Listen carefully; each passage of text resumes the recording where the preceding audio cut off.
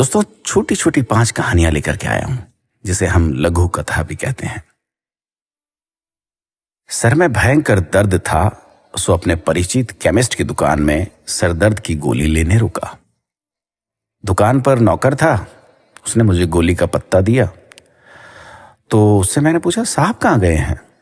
तो उसने कहा, साहब के सर में दर्द था, सो सामने वाली दुकान में कॉफी पीने गए, अभी आते होंगे। मैं अपने हाथ में लिए उस दवाई के पत्ते को देखने लगा। एक दूसरी लघु कथा। माँ का ब्लड प्रेशर और शुगर बढ़ा हुआ था, सो सवेरे सवेरे उन्हें लेकर उन्हीं के पुराने डॉक्टर के पास लेकर के गया और क्लिनिक से बाहर उनके गार्डन का नजारा दिख रहा था, जहां डॉक्टर साहब योग और व्यायाम कर रहे थे। मुझे करीब 45 मिनट इंतजार करना पड़ा।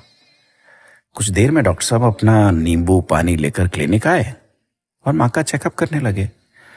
उन्होंने मम्मी से कहा, आपकी दवाइयां बढ़ानी पड़ेगी, और एक पर्चे पर करीब 5 या 6 दवाइयों के नाम लिखे। उन्होंने माँ को दवाइयां रेगुलर रूप से खाने की हिदायत भी दी। बाद में मैंने उत्सुकतावश उनसे पूछा कि क्या आप बहुत समय से योग कर रहे हैं डॉक्टर साहब? तो उन्होंने कहा, पिछले 15 साल से योग कर रहा हूं और ब्लड प्रेशर और अन्य बहुत सी बीमारियों से बचा हुआ हूं।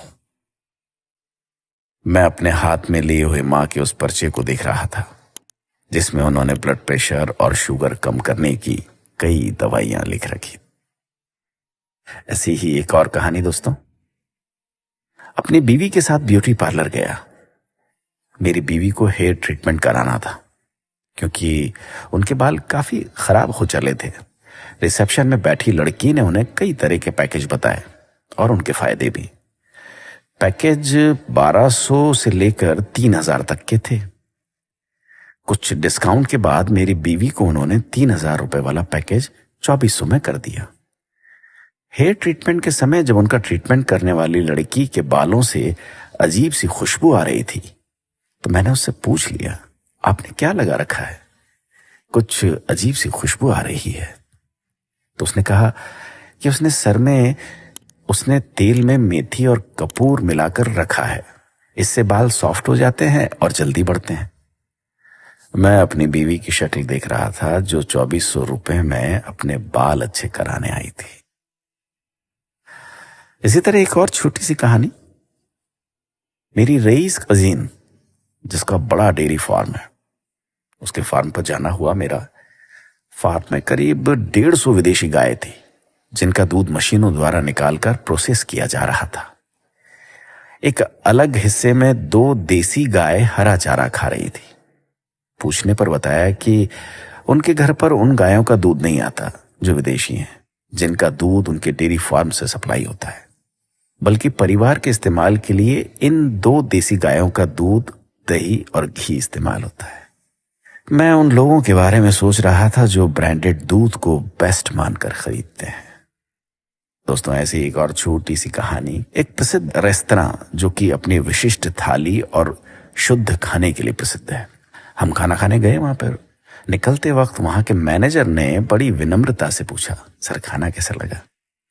हम बिल्कुल शुद्ध तेल, घी और मसाले उपयोग करते हैं। हम कोशिश करते हैं बिल्कुल घर जैसा खाना लगे।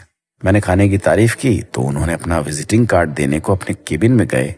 काउंटर पर एक 3 डब्बों का स्टील का टिफिन रखा हुआ था। एक वेटर ने दूसरे से कहा, सुनील सर का खाना अंदर केबिन में रख दे, बाद में खाएंगे। तो मैंने वेटर से पूछा, क्या सुनील जी यहां नहीं खाते? तो उसने जवाब दिया, सुनील सर कभी बाहर का खाना नहीं खाते, हमेशा घर से आया हुआ ही खाते हैं। मैं अपने हाथ में 1670 रुपए के बिल को देख रहा था। दोस्तों, हम जिसे सही जीवन शैली समझते हैं, वो हमें भ्रमित करने का जरिया मात्र है। हम कंपनियों के एटीएम मात्र हैं, जिसमें से कुशल मार्केटिंग वाले लोग मोटा पैसा निकाल लेते हैं। अक्सर जिन चीजों को हमें बेचा जाता है, उन्हें बेचने वाले खुद इस्तेमाल नहीं करते। अपना ख्याल रखिएगा।